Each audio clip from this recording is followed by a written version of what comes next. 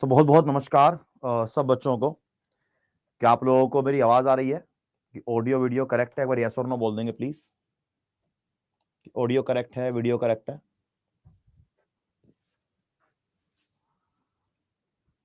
नमस्ते, नमस्कार। Yes yes yes, done. So very very good evening everyone. आज हम क्लास को स्टार्ट करेंगे। हमारे एक टॉपिक जो एक लेक्चर चल रहा है, हमारा टॉपिक का नाम है payment banks and small finance banks. इस क्लास को कुछ बच्चे एज अ डेमो क्लास देख रहे हैं। तो ये जो हमारी डेमो क्लास है, इसमें कौन सा बैच आपने ज्वाइन करना है सीजीएल की तैयारी करने के लिए, या एमटीएस की तैयारी करने के लिए, या जीडी की तैयारी करने के लिए, जिस एग्जाम की तैयारी आप लोग कर रहे हो, क्लास के एंड में इसके बारे में बात करूंगा। तो बीच में ना तो पूछिएगा और ना ही मैं बताऊंगा, क्योंकि बीच में फिर डिस्टर्ब करने का पॉइंट नहीं बनता। जो जो बच्चे क्लास में आ चुके हैं वो सब बच्चे यहां पर देख लीजिए। आने वाले 40-45-50 मिनट्स के अंदर आपका ध्यान सिर्फ यही होना चाहिए या मुझ पे होना चाहिए। ठीक है जी, चलो तो आइए लेट्स स्टार्ट द क्लास। तो पेमेंट बैंक्स और स्मॉल फाइनेंस बैंक को हिंदी में इसे कहते हैं भुगतान बैंक, इसे कहते हैं भुगतान बैंक, और इसे कहते हैं लघु वित्तीय बैंक, इसे कहते हैं लघु वित्तीय बैंक। तो जैसे हमने लास्ट क्लास के अंदर कुछ बैंक्स के बारे में पढ़ा था, हमने पब्लिक बैंक्स के बारे में पढ़ा, हमने प्राइवेट बैंक्स के बारे में पढ़ा, हमने रीजनल रूरल बैंक्स के बारे में पढ़ा, हमने फॉरेन बैंक्स के बारे में पढ़ा, या हमने एक प्रॉपर टर्म बोलूं तो हमने कमर्शियल बैंक्स के बारे में पढ़ा। राइट।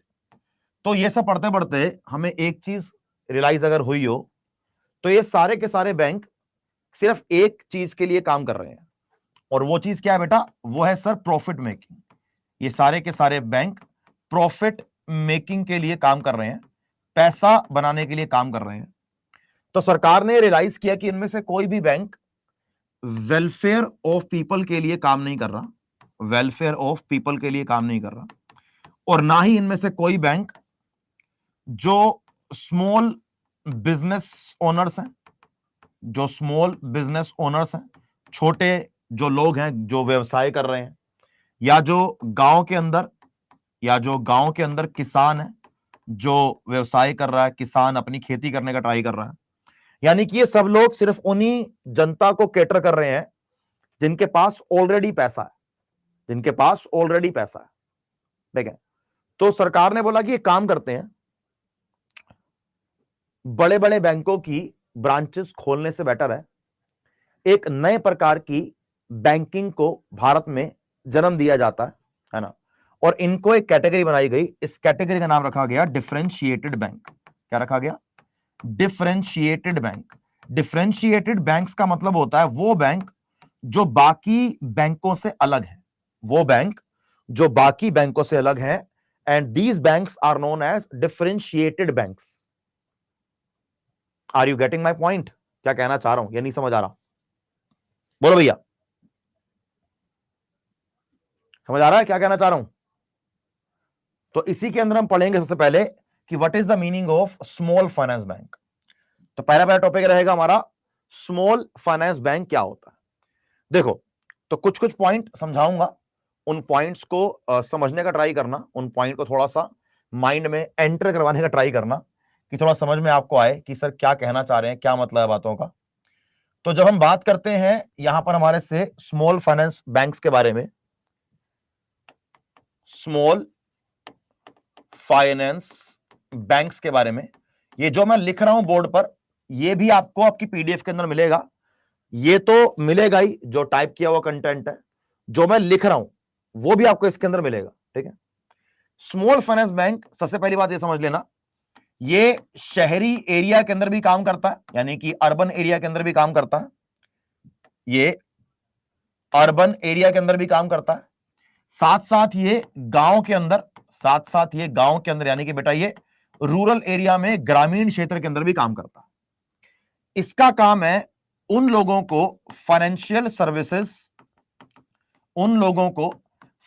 सर्विसेज प्रोवाइड करना, या उन लोगों को वित्तीय सेवाएं प्रोवाइड करना जिन लोगों को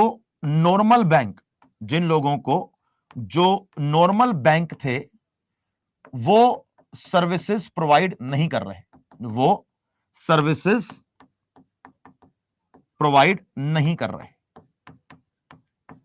जैसे हमारे नॉर्मल बैंक कौन कौन से हैं?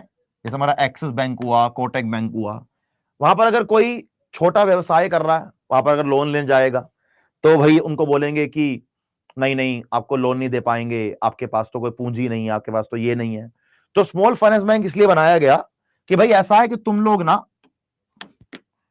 मतलब कोई गरीब आदमी है, छोटा व्यापारी है, तो तुम उन लोगों को लोन देने का काम करो, उन लोगों के अकाउंट खुलवाओ, या उन लोगों को जितनी भी बैंकिंग फैसिलिटीज हैं, जो बैंकिंग सेवाएं हैं, वो सारी सेवाएं उनको प्रदान करो। लेकिन आपका जो टारगेट रहेगा वो थोड़ा सा अलग रहेगा। ये मैक्सिमम 25 लाख रुपए तक लोन दे सकते हैं, 25 लाख से ऊपर ये लोन नहीं दे सकते, मैक्सिमम लिमिट है इनके ऊपर। तो अगर मैं आपको सामने इसकी डेफिनेशन लेकर चलूं तो यहां पर क्लियर लिखा हुआ है, आप ध्यान से पढ़ पाएंगे इसके अंदर कि small finance banks are those banks that operate in rural areas और sections of society that are excluded from the urban areas, यानी कि जो रूरल में और अर्बन में दोनों जगह काम करते हैं, टू हेल्प फार्मर्स, किसानों की मदद करने के लिए, स्मॉल बिजनेस ओनर्स की, जो छोटे व्यापारी हैं उनकी मदद करने के लिए। जो काम नॉर्मल बैंक करता है ये सारे वही काम करेंगे, लेकिन इनका जो टारगेट है, जिन लोगों के लिए काम कर रहे हैं, वो लोग अलग है, राइट। इसके साथ साथ ये ऐसे बैंक्स है कि स्मॉल फाइनेंस बैंक्स वही काम कर रहा है जो मेजर बैंक्स कर रहे हैं, जैसे कि पैसों को जमा करना या लोगों को लोन प्रोवाइड करना, वही काम करेगा जो बाकी कर रहे हैं, लेकिन टारगेट अलग है कि ये किसानों की मदद करेंगे, ये छोटे व्यापारियों की मदद करेंगे, राइट। ध्यान रखेंगे इस बात को। तो इसलिए बनाया गया था small finance bank. Small finance bank जो बनाए गए, बहुत लोगों की अलग अलग टिप्पणियां आई थी कि भाई ये अच्छा स्टेप है, ये बेकार स्टेप है, बट आगे चलकर ये स्टेप सबको बेकार ही लगा, क्योंकि ये फायदा नहीं हुआ उतना, क्योंकि वही काम कर रहे हैं जो पहले बैंक कर रहे थे। अब इन्होंने जो काम किया उस काम का किसी को फायदा ही नहीं मिला कोई भी, क्योंकि इन्होंने भी एट द एंड यही काम किया कि जो लोग इनसे लोन लेने आ रहे हैं ये भी उनसे वही मांग रहे हैं। लोगों ने सोचा कि इनका इंटरेस्ट रेट कम होगा, इनका इंटरेस्ट रेट तो नॉर्मल बैंक से भी ज्यादा है। मुझे बस ये लगा था कि जो हमें समझ में आया बाद में चीजों को पढ़ने के बाद, कि ये एक ऐसी कैटेगरी क्रिएट कर रही थी सरकार हमारी कि कंपनीज को डायरेक्टली हम मेजर बैंक खोलने के लिए नहीं देंगे, पहले उनको स्मॉल फाइनेंस बैंक खुलवाएंगे, और अगर वो अच्छे तरीके से काम करते हैं, ऑपरेशन अच्छे करते हैं, तो फिर उनको हम लार्ज बैंक्स में कन्वर्ट कर देंगे। यही है सिर्फ, और कुछ नहीं है, ठीक है। तो इसके बाद जैसे एक एग्जांपल है हमारा एयू स्मॉल फाइनेंस बैंक, एक उत्कर्ष स्मॉल फाइनेंस बैंक है। तो ऐसे बहुत सारे बैंक्स हैं, ठीक है। जैसे अब आप ये देख रहे हो, तो ये वसाई ब्रांच का एक स्मॉल फाइनेंस बैंक है। क्या एक नॉर्मल बैंक में और इस बैंक में, क्या एक नॉर्मल बैंक में या इस बैंक में आपको लगता है कि भाई कोई फर्क है, कोई डिफरेंस है भैया? कोई डिफरेंस लग रहा है आपको नॉर्मल बैंक से? कोई डिफरेंस नहीं है इसमें, जैसा वो होता है वैसा ये है, वही चकाचौंध, वही सुंदर सुंदर गेट, वही शीशे की बिल्डिंग, वही सब कुछ। तो जो एक छोटा सा किसान है जो बड़े बैंक में एंटर करने से डर रहा है, उसको वही डर यहां भी लगेगा। तो वो चीज तो कैटर ही नहीं कर पाए आप, कि आप गरीब लोगों को या किसानों को कॉन्फिडेंस दे ही नहीं पाए। तो यहां पर यह दिक्कत है वो वाली, करेक्ट। इसके बाद नेक्स्ट हमारा आता है पेमेंट बैंक। ये एक भारत का सक्सेसफुल काम हुआ। अब एक बार एक मीटिंग करी गई बैंक्स के लोगों के द्वारा आरबीआई के साथ। आरबीआई ने बोला कि हमें भारत में बैंकिंग सिस्टम देश के कोने कोने के अंदर पहुंचानी है। तो उसका सिर्फ एक ही तरीका है। उसका तरीका क्या है कि देश के हर कोने में, गांव में, जिले में, शहर में, कस्बे में आप जाकर ब्रांच खोलो बैंकों की। तो क्या यह आसान बात है? क्या यह आसान बात है कि हर जाकर कोने में आप ब्रांच खोल लो? Is it easy? क्या लगता है आपको कि आसान है कि मुश्किल है? What do you think? आप मुझे आंसर दो। ये आसान है? नहीं, ये बहुत मुश्किल है, क्योंकि उसके लिए बहुत ज्यादा इन्वेस्टमेंट चाहिए। और जिस बैंक्स को आप खोलने के लिए बोल रहे हो, वो बैंक खोलने के लिए तैयार हो तब ना। वो खोलेगा ही नहीं। वो कहेगा जब मेरा प्रॉफिट शहर में है तो मैं गांव में जाकर क्यों खोलूंगा? ठीक है ना? तो यहां पर सरकार ने बोला कि एक काम करते हैं, बैंक्स तो नहीं खोल सकते, लेकिन हम लोगों के हाथों में बैंक्स को पहुंचा सकते हैं। तो लोगों ने बोला कैसे? उन्होंने बोला हमने कुछ नहीं करना। उन्होंने बोला कि हमने लोगों के फोन में बैंकिंग सिस्टम पहुंचाना है। जैसे आपने पेटीएम का नाम सुना होगा। पेटीएम एक पेमेंट बैंक है। तो पेटीएम कैसे यूज करते हो? हम पेटीएम फोन के अंदर यूज करते हैं। मैं कह रहा हूं कि हमारे देश के गांव के हर घर में एक तो स्मार्टफोन होगा ना। मैं कह रहा हूं घर में 5 लोग हैं, 5 नहीं, लेकिन एक तो होगा। एक तो होगा। बोले यस और नो? क्योंकि फोन तो स्मार्टफोन 1 लाख का भी है और स्मार्टफोन 5,000 का भी है। 1 लाख वाला जो काम करेगा 5,000 वाला वही काम कर देगा। यूपीआई की ऐप, पेटीएम की ऐप, एयरटेल की ऐप, आपकी भीम यूपीआई की ऐप, आपकी फोन पे की ऐप, भारत पे की ऐप, वो सारी ऐप तो वहां पर चल जाएंगी ना। कैमरे की क्वालिटी अच्छी नहीं होगी, फोन स्लो चलेगा, लेकिन चलेगा तो सही। ये बात तो मानते हो ना? तो सरकार ने क्या बोला? सरकार ने एक पेमेंट बैंक लॉन्च किया। पेमेंट बैंक में क्या होता है? पेमेंट बैंक आपके फोन में चलता है। ये कुछ पेमेंट बैंक के एग्जांपल्स हैं। जैसे इंडिया पोस्ट पेमेंट बैंक, ये चलाया गया। ये गुजरात के अंदर बहुत फेमस है। फिर एयरटेल पेमेंट बैंक, ये इंडिया का पहला पेमेंट बैंक था। ये इंडिया का पहला पेमेंट बैंक है। ये इंडिया का पहला भुगतान बैंक है, पेमेंट बैंक। फिर पेटीएम पेमेंट बैंक, फिर Jio payment bank, Fino payment bank, it is very famous. तो ये पेमेंट बैंक बने जो आप फोन के अंदर इनकी एप्लीकेशन को डाउनलोड करोगे, ऐप को डाउनलोड करके अपना अकाउंट बनाओगे और आपका बैंक अकाउंट खुल जाएगा। आपको जरूरत ही नहीं है बैंक जाने की, बैंक को वहां खोलने की। तो ये सारे बैंक आपके घर बैठे आपको जितनी भी बैंकिंग फैसिलिटीज हैं, जितनी भी बैंकिंग फैसिलिटीज हैं, वो आपको मिल जाएंगी। जो लोग शहरों में रह रहे हैं वो इन चीजों की इंपॉर्टेंस कम समझ पाएंगे, लेकिन जो लोग गांव में रहते हैं, जिनको ये पेमेंट बैंक खोलने से जो उनको सरकार से भत्ता भी आता है, सरकार से मदद भी आती है, वो टाइम टू टाइम मिल जाती है ना, उनको पता है कि इनका बेनिफिट क्या है। ठीक है? तो यहां पर क्या लिखा है बेटा? अगर हम पढ़े, इसको पढ़ने का ट्राई करें अगर एक बार, तो इंग्लिश हिंदी दोनों के अंदर, अ payment bank is like any other bank but operating on a smaller scale. एक स्मॉल स्केल पर यह काम करता है और इसमें किसी प्रकार का क्रेडिट रिस्क इन्वॉल्व नहीं होता। क्यों? क्योंकि ये जो बैंक है ये आपके पैसे को जमा तो करेगा, ये आपके पैसे को डिपॉजिट तो करेगा, लेकिन यहां पर जानने की बात यह है कि ये आपको लोन प्रोवाइड नहीं करता। ये आपको लोन प्रोवाइड नहीं करते। तो स्मॉल फाइनेंस बैंक में और पेमेंट बैंक में सबसे बड़ा डिफरेंस यही है कि ये आपको लोन प्रोवाइड करेंगे ही नहीं। अगर लोन प्रोवाइड नहीं करेंगे तो क्रेडिट कार्ड प्रोवाइड नहीं करेंगे। अगर लोन प्रोवाइड नहीं करेंगे तो क्या बेटा? तो क्रेडिट कार्ड भी प्रोवाइड नहीं करेंगे। ये बात भी क्लियर हो जाती है ना? सीधी बात है ये वाली। तो इसीलिए पेमेंट बैंक का और स्मॉल फाइनेंस बैंक का मेजर डिफरेंस क्या है, उसके लिए आपकी एक प्रॉपर स्लाइड बनाई गई है कि what is the main difference between small finance bank and payment bank. Small finance bank भी उन लोगों का काम करता है जिनकी इनकम कम है। एक सेकंड सर, एक सेकंड। ये जो हमारा स्मॉल फाइनेंस बैंक है, ये कम इनकम वालों को, ये कम इनकम वालों की मदद करने का ट्राई करता है जिनकी इनकम कम है।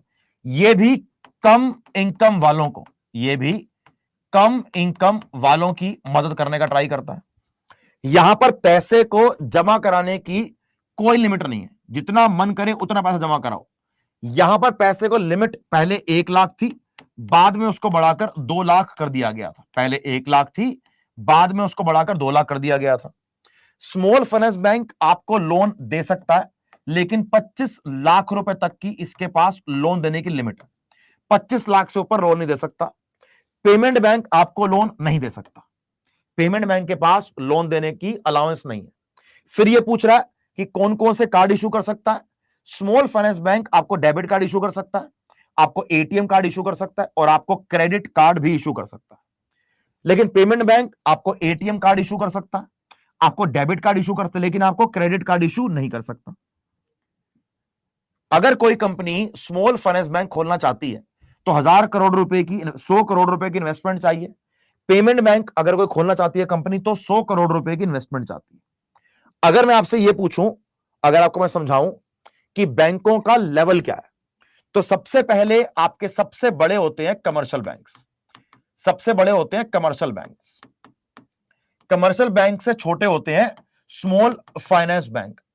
स्मॉल फाइनेंस बैंक से छोटे होते हैं पेमेंट बैंक। कि पहले पहले एक किसी अगर कोई कंपनी बैंक का लाइसेंस लेना चाहती है तो पहले उसको पेमेंट बैंक का लाइसेंस दिया जाएगा। अगर एज अ पेमेंट बैंक उन्होंने बढ़िया काम किया तो उनको स्मॉल फाइनेंस बैंक का लाइसेंस दिया जाएगा। अगर उन्होंने स्मॉल फाइनेंस बैंक में अच्छा काम किया तो उनको फिर कमर्शियल बैंक में, यानी कि उनको जो मेजर बैंक की कैटेगरी में डाल दिया जाएगा।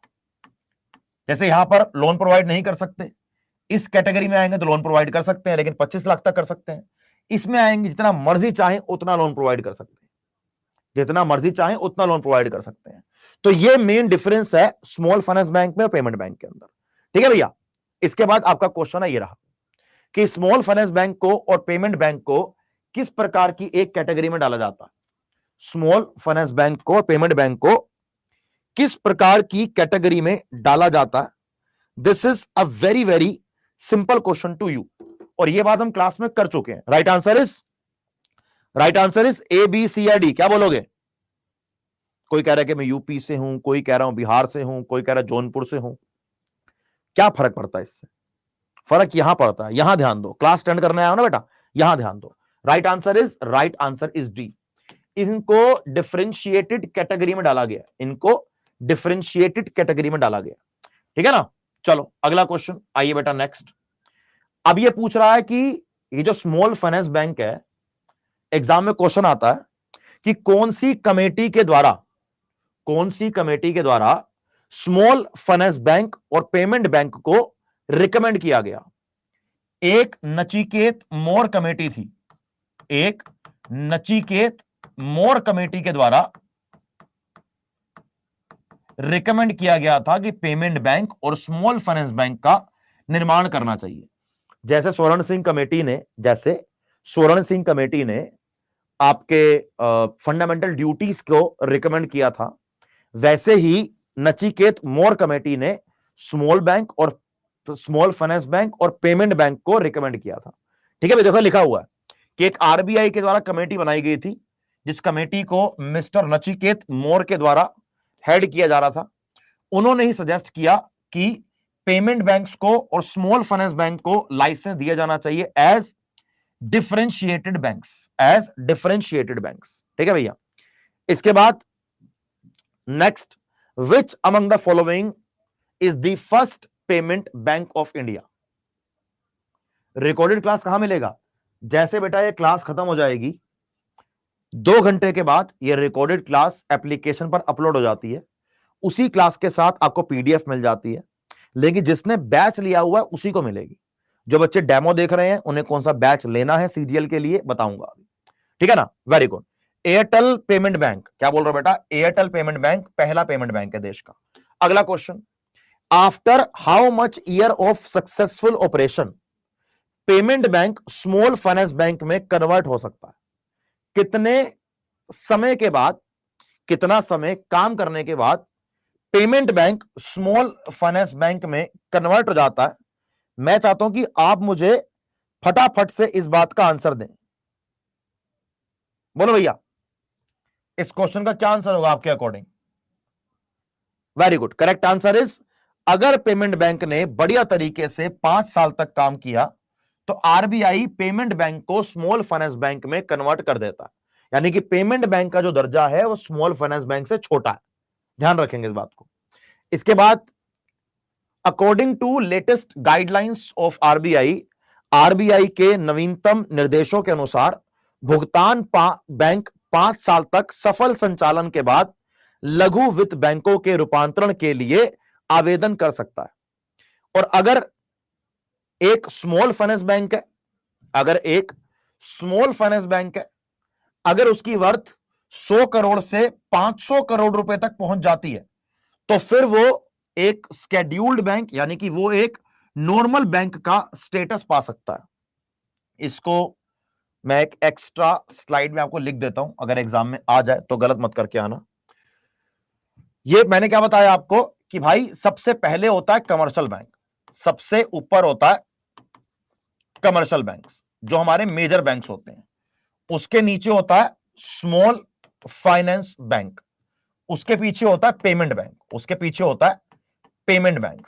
अगर पेमेंट बैंक ने 5 साल तक, अगर पेमेंट बैंक ने 5 इयर्स तक ढंग से काम किया तो वो स्मॉल फाइनेंस बैंक की कैटेगरी में आ जाता है। स्मॉल फाइनेंस बैंक की जो इनिशियल कैपिटल होती है या उसकी जो इनिशियल पूंजी होती है वो होती है 100 करोड़ रुपए, वो होती है 100 करोड़ रुपए। अगर एक समय के बाद स्मॉल फाइनेंस बैंक को कमर्शियल बैंक्स में कन्वर्ट करना है तो उसकी कैपिटल 500 करोड़ रुपए अगर हो चुकी है तो वो कमर्शियल बैंक्स के लिए अप्लाई कर सकता है, मेजर बैंक्स के लिए अप्लाई कर सकता है। अगर ये क्वेश्चन एग्जाम में दोनों में से कोई भी आ जाए, अगर एग्जाम में आ जाए तो अब इसको बेटा समझ कर जाइएगा, एग्जाम में आपने करके आना, करेक्ट। इसके बाद हमारी क्लास का नेक्स्ट टॉपिक है और टॉपिक का नाम है रिजर्व बैंक ऑफ इंडिया। आप में से जो बच्चे ये जानना चाह रहे हैं कि ये क्लास कौन से एग्जाम के लिए है, जिस एग्जाम में जीके और जीएस आता है, हर एग्जाम के लिए आपकी बेटा ये क्लास है, क्योंकि इकोनॉमिक्स जीके जीएस का पार्ट है। जैसे हम पॉलिटी के आर्टिकल्स पढ़ते हैं, है ना, तो पॉलिटी के articles CGL, CHSL, MTS, GD सबके लिए बेटा सेम होते हैं। आर्टिकल 280 क्या होता है बताना मुझे एक बार, आर्टिकल 280 क्या होता है जरा बताओ बेटा मुझे एक बार कि what is the meaning of article 280? पता है किसी को, नहीं पता?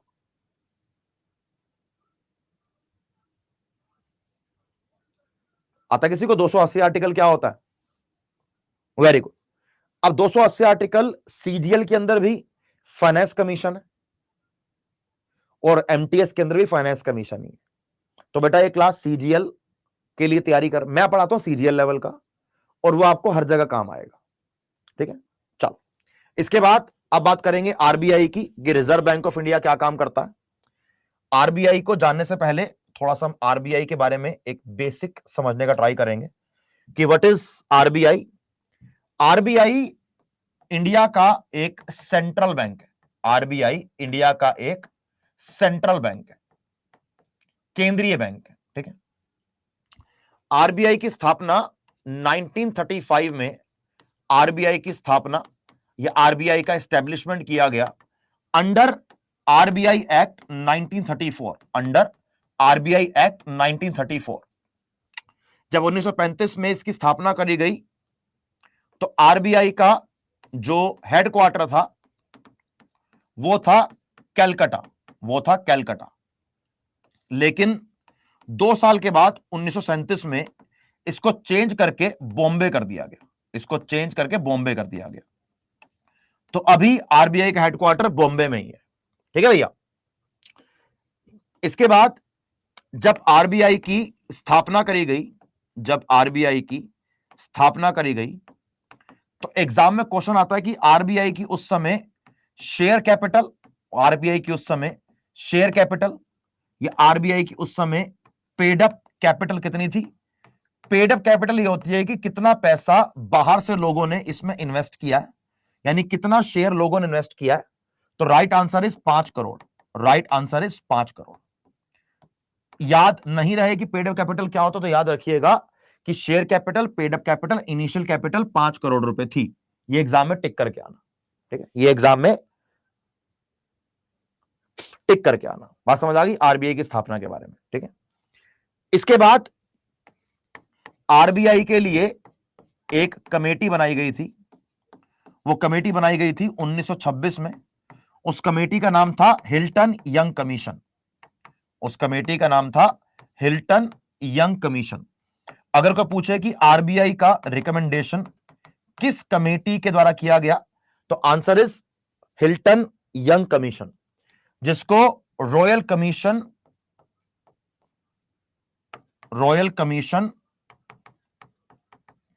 For Indian currency, royal commission for Indian currency and finance भी कहा जाता है। इसका नाम तो यही है कि royal commission for Indian currency and finance, इसका नाम तो यही है, लेकिन इसको हिल्टन यंग कमीशन भी कहा जाता है, ठीक है। यह आपका आरबीआई का बेसिक हुआ। थोड़ा हम इसके आगे और चलेंगे, अभी इसको समझने का और ट्राई करेंगे, जिससे कि आपको ये और समझ में आए।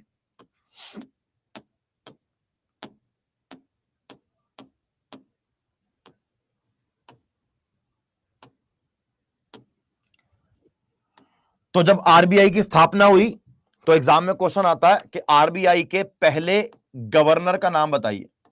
आरबीआई के पहले गवर्नर का नाम बताइए।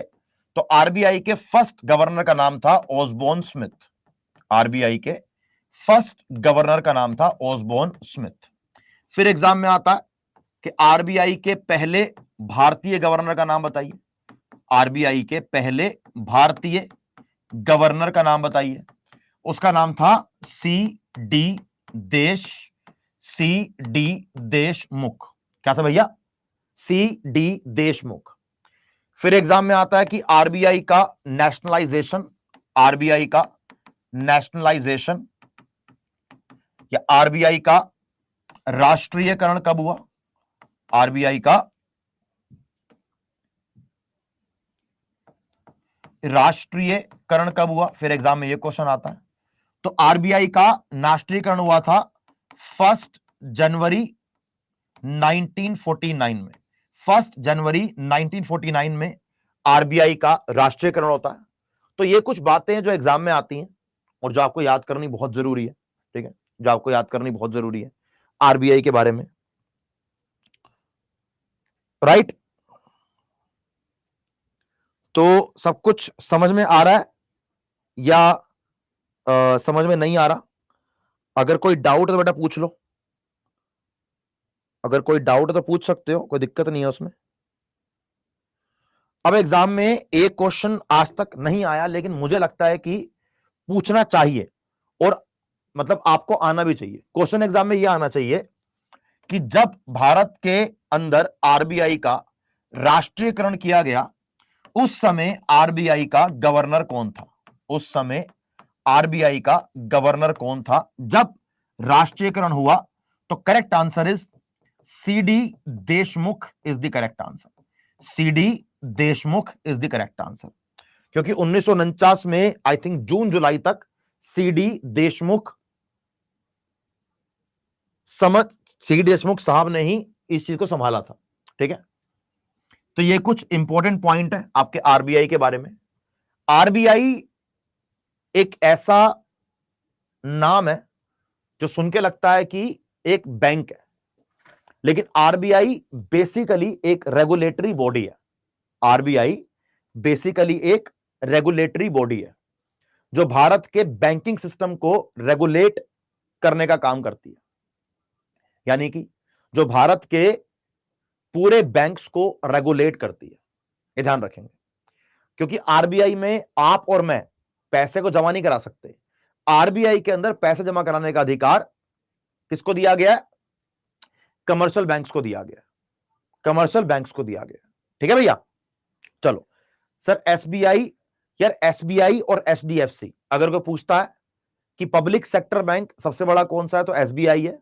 अगर कोई पूछता है कि लार्जेस्ट बैंक कौन सा है, तो वो एचडीएफसी है, ठीक है ना। चलिए, इसके बाद अब ये सिस्टम आपके लिए चालू किया जाएगा, और जो बच्चे ये क्लास के अंदर बैठ के, मैं इस जगह से हूं उस जगह से बात कर रहे हैं, उनसे पूछूंगा मैं कि आप मेरे को बताइए कि आरबीआई के फंक्शंस कौन कौन से होते हैं। बोलो भैया, बताओ कि आरबीआई के फंक्शंस कौन कौन से होते हैं? आइडिया किसी को? पता लग जाएगा अभी कि तुम्हारी कितनी तैयारी है कि फंक्शंस ऑफ आरबीआई।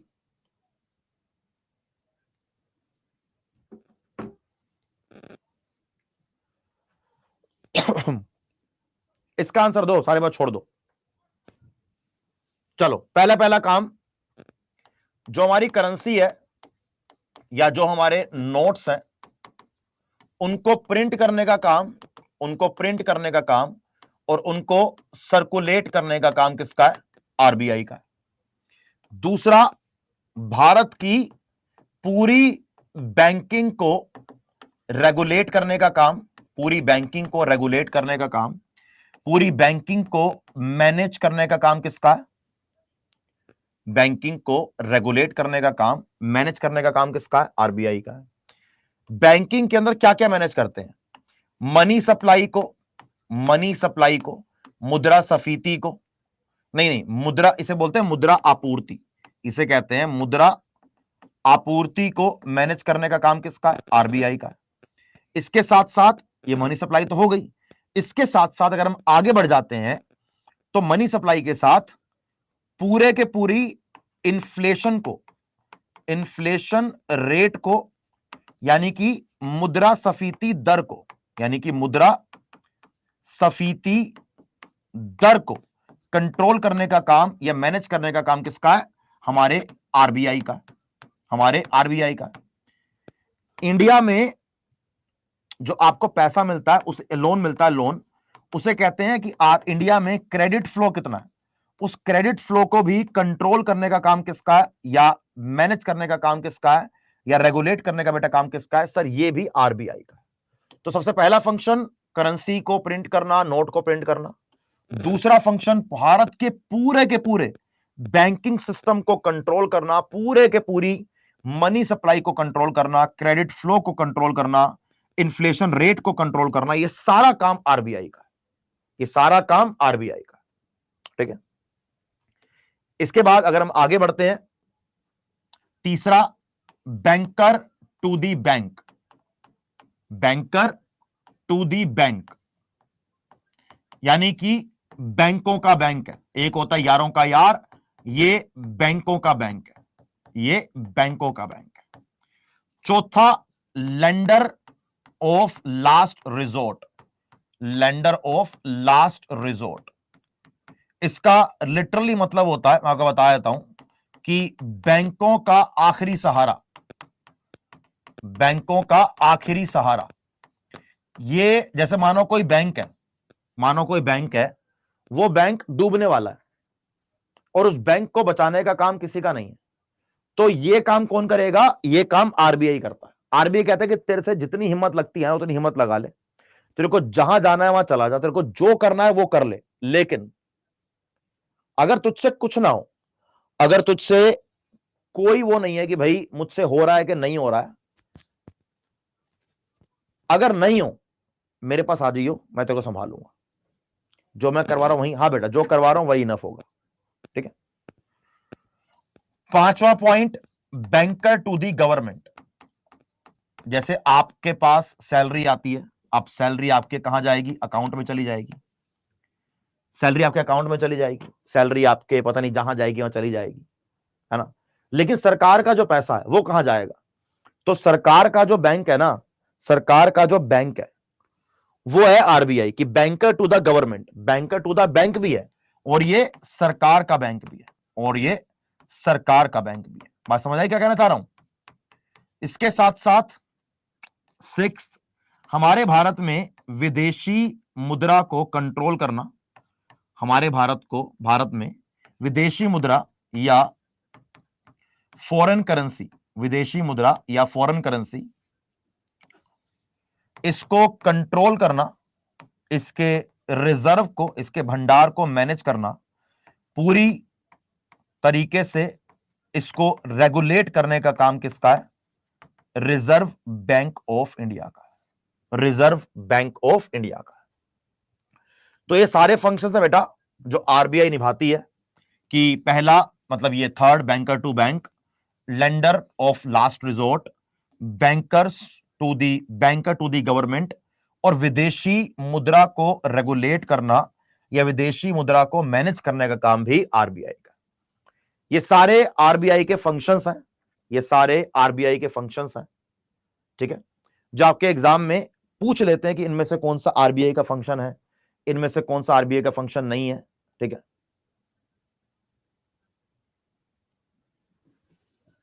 एक बच्चा पूछ रहा है और बड़ा अच्छा क्वेश्चन है कि सर करंट अफेयर्स को कैसे मैनेज करें। आप में से कोई ऐसा स्टूडेंट है जो इस प्रॉब्लम से जूझ रहा हो कि सर करंट अफेयर्स को कैसे मैनेज किया जाए? आप में से कोई है ऐसा जो इस प्रॉब्लम से जूझ रहा हो कि सर करंट अफेयर का समझ नहीं आ रहा, लगी पड़ी है जीवन की, है पड़ी ना? आओ समझा देता हूं, क्लियर कर दूंगा आज ही आपको मैं आते वाली। देखो, मानो कि आप लोग सीजीएल की तैयारी कर रहे हो, सीजीएल में आपके 25 क्वेश्चंस आपके एग्जाम में आने हैं। मानो उसमें से 4 क्वेश्चन आपके करंट अफेयर के आते हैं, ठीक है, पहली बात। तो इन 4 क्वेश्चन के लिए क्या मुझे डेली करंट अफेयर फॉलो करना चाहिए? मैं कभी भी स्टूडेंट को, मतलब ये मेरा मानना है, आपके भी अपनी अलग चॉइस हो सकती है, मैं डेली करंट अफेयर की एडवाइस मैं नहीं देता। मैं आपको यह बोलता हूं कि आप मंथली करंट अफेयर फॉलो करो, आप मंथली करंट अफेयर फॉलो करो, और साथ में अगर आप नॉर्मल तरीके से अखबार पढ़ रहे हो या नॉर्मल तरीके से फॉलो कर रहे हो, तो डेली अगर आपको कोई मेजर न्यूज नजर आती है, कोई मिलिट्री एक्सरसाइज या ऐसी कोई चीज नजर आती है जो आपको लगता है कि आपके एग्जाम के लिए जरूरी है, तो आप उसको एक जगह लिख सकते हो, कोई दिक्कत नहीं। मेरा यह मानना है कि आप मंथली करंट अफेयर कवर करो। मंथली करंट अफेयर का जो रिसोर्स है वो आपको डिसाइड करना पड़ेगा कि आपको कोई मैगजीन चाहिए, आपको किसी फैकल्टी की क्लासेस पसंद आती हैं, तो आप सिंपल तरीके से रिसोर्स खुद चूज करना। बेटा, आपको दुनिया के अंदर बहुत रिसोर्स है। दूसरी चीज, आपको यूपीएससी लेवल का करंट अफेयर नहीं पढ़ना, तो डेली न्यूज़पेपर की मैं आपको बिल्कुल भी एडवाइस नहीं दूंगा। डेली करंट अफेयर पढ़ना तो पढ़ लो, जैसे हमारी वेबसाइट है बैंकर्स अड्डा, जो हमारी वेबसाइट आप सर्च करोगे तो वह डेली करंट अफेयर की 5-6 न्यूज आती है, उसको पढ़ लो एक बार, कोई दिक्कत नहीं है, उसमें हो जाएगा। अब आता है कितना महीने का पढ़े। आपके अक्टूबर में एग्जाम होना है, आपको 2023 का भी कवर करना पड़ेगा और आपको 2024 का भी कवर करना पड़ेगा। तो आपको कम से कम 1.5 ईयर का तो बेटा कवर करना पड़ेगा, और ये मिनिमम है, अब 2022 का करंट अफेयर आ जाए तो क्या किया जाए? जो 2022 का 2021 का करंट अफेयर आ रहा ना बेटा, वो ना तू कर पाएगा और ना जो साथ वाला बच्चा बैठा वो कर पाएगा, तो डोंट वरी अबाउट इट, तो डरने की जरूरत नहीं।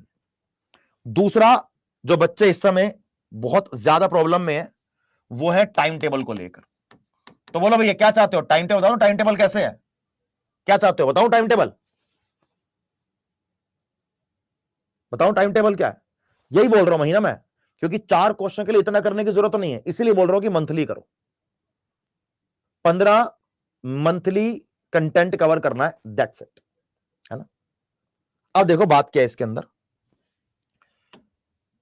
मैं आपको बता दूंगा टाइम टेबल, कोई दिक्कत नहीं है उसमें, ठीक है, लेकिन उसमें एक पॉइंट जो मुझे आपसे बात करनी है अभी, वो बात ये करनी है कि आप में से कुछ बच्चे, आप में से बहुत सारे बच्चे इस क्लास को एज अ डेमो क्लास देख रहे हो। जरा बताना मुझे एक बार कि आप कौन सा एग्जाम की तैयारी कर रहे हो, किस एग्जाम की तैयारी कर रहे हो, मुझे पहले आप ये बताओ, किस एग्जाम की तैयारी कर रहे हो आप, ये बताओ पहले मुझे। CGL, CGL, GD, GD, MTS, MTS, CGL, CGL, CGL, CGL, CGL, CGL, CGL, MTS, MTS, ठीक है। तो यहां पर मेजरली मेरे पास सीजीएल, एमटीएस और जीडी का बच्चा है। अब आप में से ऐसा बहुत सारे बच्चा होगा जो एमटीएस और जीडी दोनों का एग्जाम देगा, और कोई ऐसा होगा जो इन तीनों का एग्जाम देगा, ठीक है। अगर आप में से कोई बच्चा सीजीएल के एग्जाम की तैयारी कर रहा है और सीजीएल का एग्जाम देना चाहता है और वो चाहता है कि मैं उसको बता दूं कि कौन सा बैच लेना है, अगर आपको जानना है तो, नहीं जानना कोई दिक्कत नहीं है फिर तो आप जाएंगे ऑल कोर्सेज पर, आप जाएंगे एसएससी पर, आप जाएंगे एसएससी के सीजीएल पर। सीजीएल के लिए आप ये ब्रह्मास्त्र बैच ज्वाइन कर सकते हो या आप सीजीएल का महापैक ज्वाइन कर सकते हो। जैसे एक ब्रह्मास्त्र बैच है, एक हमारा कल की बैच है, इसके आगे जाकर ब्रह्मास्त्र बैच एक और आएगा, फिर रिवीजन बैच आएगा, फिर आपका क्रैश कोर्स आएगा। उन सबको सिंगल सिंगल अलग अलग लेने से बेटर है कि आप एक बार सीजीएल का महापैक ले लें। ये मेरी एडवाइस है आपको, क्योंकि सीजीएल के महापैक के अंदर आपको ब्रह्मास्त्र बैच ऑलरेडी मिल जाएगा और आपको कल की बैच ऑलरेडी मिल जाएगा। आपने सीजीएल के महापैक पे क्लिक करना है। अभी आपके पास डबल वैलिडिटी चल रही है, दो ऑप्शंस है, 6+6, 12+12।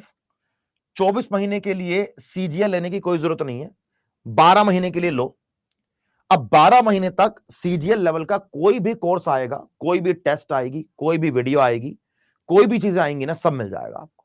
ठीक है, जैसे आप लोग वीओडी बैचेस परचेस करते हो मार्केट से सीजीएल के लिए, तो ये महापैक के बाद आपको वीओडी बैच लेने की जरूरत ही नहीं है, क्योंकि इसके अंदर वीओडी बैचेस ऑलरेडी अवेलेबल है, रिकॉर्डेड बैचेस ऑलरेडी अवेलेबल है, ई बुक्स पढ़ने के लिए ऑलरेडी अवेलेबल है, टेस्ट सीरीज देने के लिए ऑलरेडी, तो टेस्ट लेने की जरूरत भी नहीं है।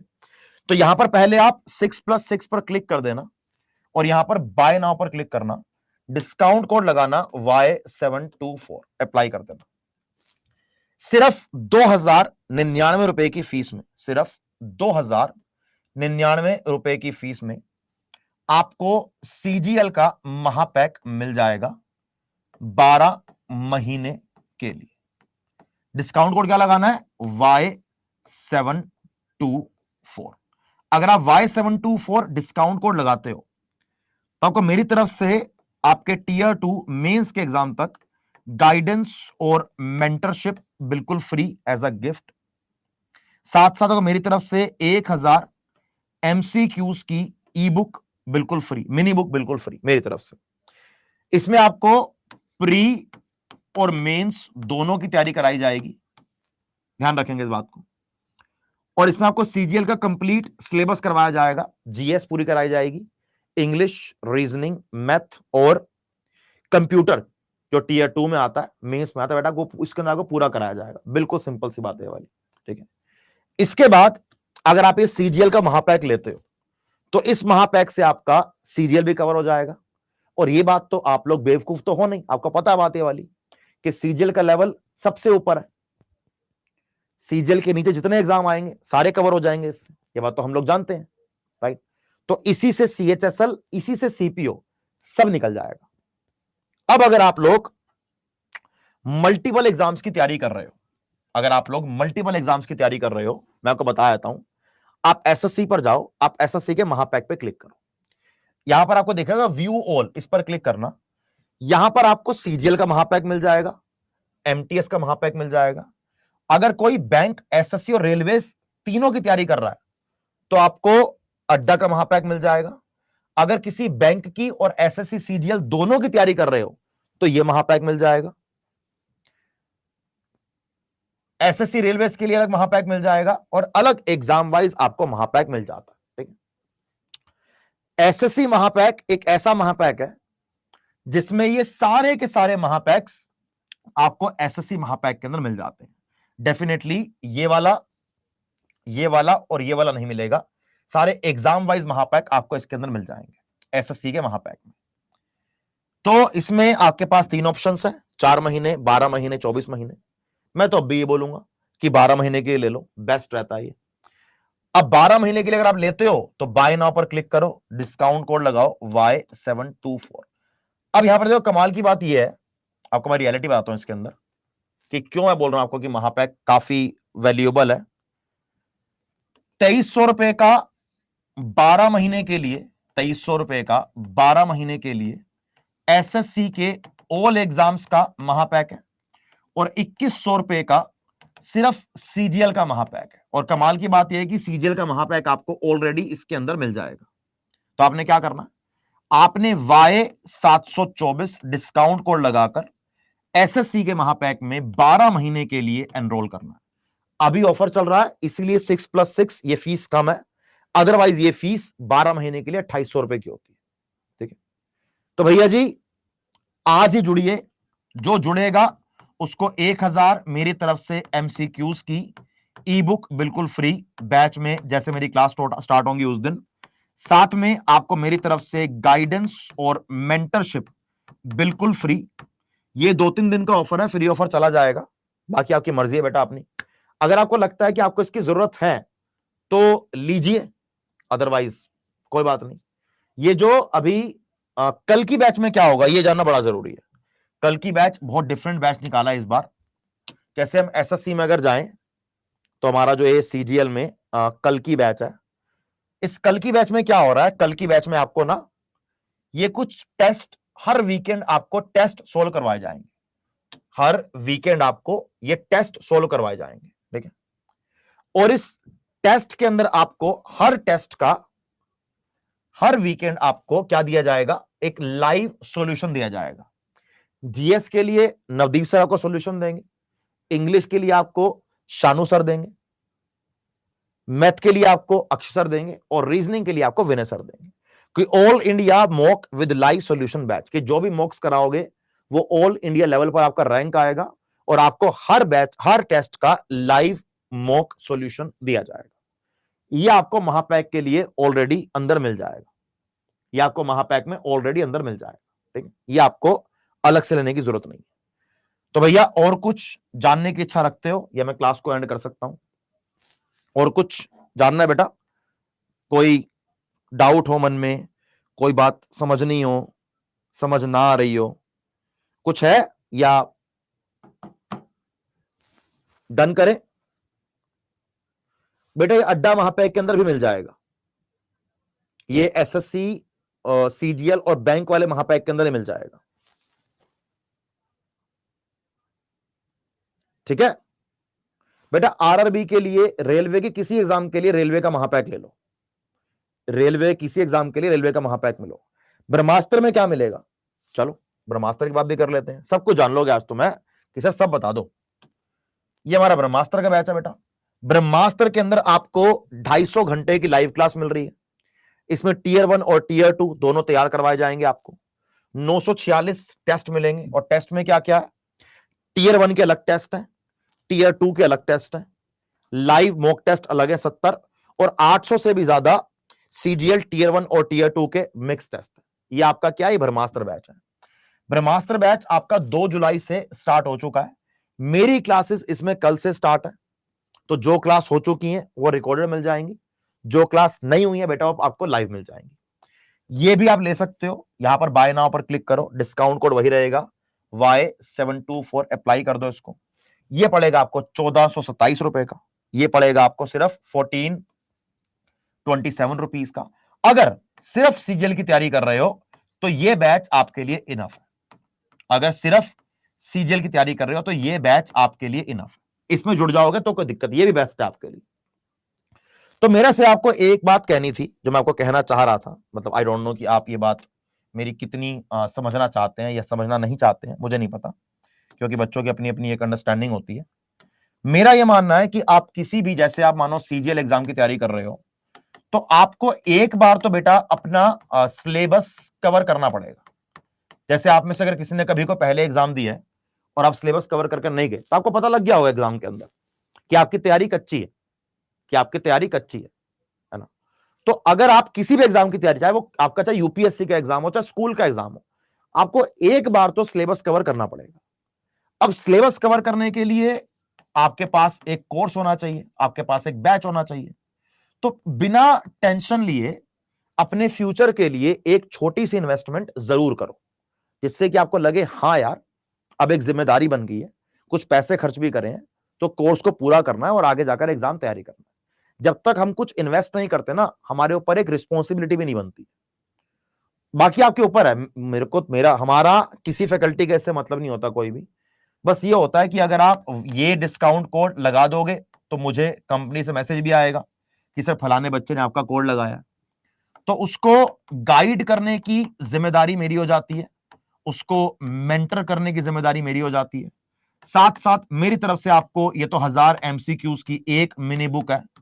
अभी CHSL के अंदर बच्चों को मैंने 2500 से लेकर 3000 MCQs YouTube पर मैंने बच्चों को फ्री दिए थे कि भाई जो हेल्प हो पाए वो हेल्प कर देनी चाहिए। तो आपकी मर्जी यार, आप लगता है जरूरत है जुड़िए, नहीं लगता तो फिर चलिए। तो नोट्स या बुक, बेटा नोट्स तो पढ़ाई करते जाओ और नोट्स बताते जाओ। बुक अगर कोर्स ले रहे हो तो बुक की जरूरत आपको सिर्फ जो जिस आपको बुक के अंदर PYQs दिए हो सब्जेक्ट वाइज वो ले लो, और लेने की जरूरत नहीं है कोई, वो बेस्ट रहेगा आपके लिए, है ना। और इसके साथ साथ हमारी बात स्टार्टिंग में टाइम टेबल की भी हुई थी, है ना। एक बात हमारी टाइम टेबल की भी हुई थी कि भाई टाइम टेबल क्या रहना चाहिए। जैसे अगर आप सुबह 7 बजे उठ जाते हो, 7 AM आपकी मॉर्निंग हो जाती है, तो आप 7:30 से लेकर 8:30 तक सुबह सुबह जब बिल्कुल फ्रेश माइंड है ना, अपना करंट अफेयर पढ़ लो। ज्यादा रटने की जरूरत नहीं है, बस चीजों को समझ लो क्या कह रहा है वो, पढ़ लो इसको बैठ के आराम से। फिर अपना 8:30 से लेकर अपना 9 बजे तक सुबह अपना जो ब्रेकफास्ट करना है, जो भी करना है कर लो, ये आपके ऊपर है अपना। इस 8:30 को आप 9:30 भी कर सकते हो, बाकी मर्जी है आपकी। फिर इस 9 से लेकर 12 बजे तक 3 घंटे का बढ़िया सा मैथमेटिक्स का अपना एक सेशन मारो। फिर आधा घंटा रेस्ट करो। फिर 12:30 से लेकर मैं तो कह रहा हूं कि भाई कम से कम 2:30 बजे तक 2 घंटे जबरदस्त तरीके से अपने इंग्लिश को दो। फिर उसके अपनी 1 घंटे की ब्रेक लो। फिर 1 घंटे की ब्रेक के बाद अपना सेकंड सेशन लगाओ। फिर उसके बाद आपकी कम से कम आपकी 2 घंटे की आपको GS को देने हैं, आपको 2 घंटे कम से कम आपको अपनी इंग्लिश को देने हैं। तो ये देखो कितना समय होता है, 3 4 5 6 7 और 8 9, 12 घंटे आपको डेली पढ़ाई करनी है अगर आप पढ़ाई के अलावा कुछ और नहीं कर रहे हो। अब भी आपके पास यहां पर 9 के बाद 3 घंटे बच जाते हैं। 3 घंटे खुद डिसाइड करो कि किस सब्जेक्ट के अंदर वीक हो, किस सब्जेक्ट के अंदर वीक हो, है ना। तो भाई साहब ये काम करो, राइट। बेटा जॉब का स्केड्यूल तो बहुत दिक्कत है जॉब वालों को, तो जॉब वालों के लिए बड़ी मुश्किल है, बहुत मुश्किल काम है, लेकिन नामुमकिन कुछ भी नहीं है। जॉब वालों को सुबह जल्दी उठना पड़ेगा।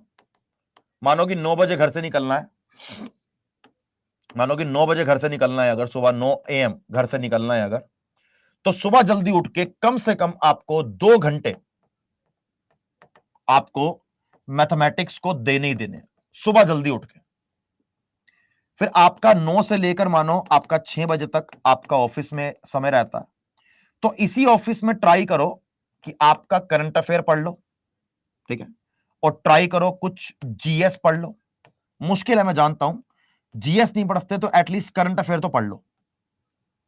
वेबसाइट कंप्यूटर में खोल लो कोई, वहां से पढ़ते जाओ, ठीक है। घर पे आ जाओ, अब आपके पास 6 से लेकर 12 बजे तक का समय है। इन 6 घंटों में आप मैक्सिमम 4 घंटे पढ़ाई कर सकते हो और नहीं कर सकते। 2 घंटे मैथ पढ़ चुके हो सुबह, ट्राई करो कि भाई 2 घंटे इंग्लिश को दे दो, 1 घंटा रीजनिंग को दे दो और 1 घंटा अपना GS को दे दो।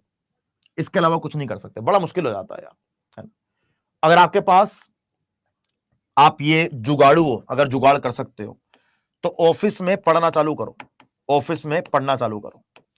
आजकल ना बहुत सारी एप्लीकेशंस भी ऐसी आती हैं, जैसे हमारी एप्लीकेशन है अड्डा 24/7। वहां पर आप खोलोगे, जैसे मानो कि मेरे पास ये वेबसाइट है, मैं अपने फोन में खोलता हूं, चलो आज अड्डा की वेबसाइट। तो वेबसाइट खोलते ही है, शुरू शुरू में ही आगे आगे मुझे सारे करंट अफेयर आ गए, है ना। ये सारे मेरे यहां पर करंट अफेयर आ रहे हैं, तो इनको तो पढ़ ही सकते हो ना। जैसे डेली करंट अफेयर का यहां पर लिंक आया हुआ है, देखो डेली करंट अफेयर है कि इंटरनेशनल न्यूज दी गई है, फिर आपको यहां पर स्टेट न्यूज दी गई है, बैंकिंग न्यूज दी गई है, डिफेंस न्यूज दी गई है। इसको पढ़ने में और इसके नोट्स को बनाने में मैक्सिमम 15 से लेकर 20 मिनट का समय लगता है।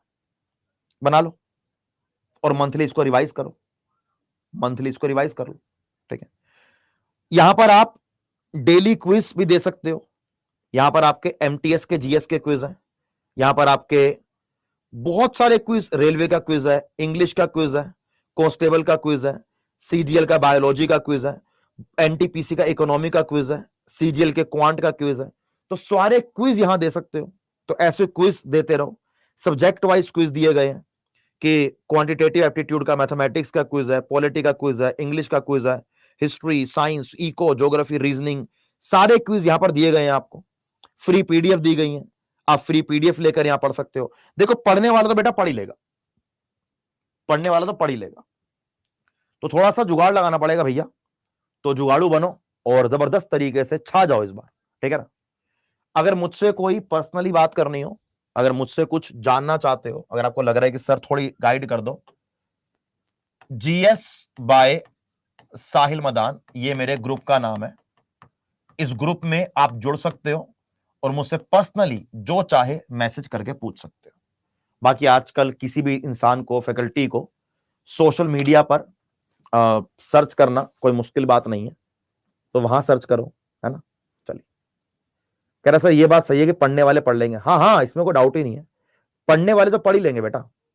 एक भाई का नाम है एस्पिरेंट, यार मेरी ना कल ब्रह्मास्त्र बैच के अंदर क्लास स्टार्ट है, बहुत सारे बच्चों ने बैच लिया है मेरा कोड लगा के, तो सबको 1000 एमसीक्यूज की पीडीएफ वहीं दूंगा, ठीक है। जिन्होंने नहीं भी दिया उनको भी दे दूंगा, कोई दिक्कत नहीं, इन्होंने नहीं भी यूज किया, सब भाई हैं अपने, छोटे भाई बहन है, राइट। तो चलिए भैया, ऑल द वेरी बेस्ट। वो लोग के ग्रुप कहां पर है? टेलीग्राम पर है बेटा। चलिए, जय हिंद, बाय बाय।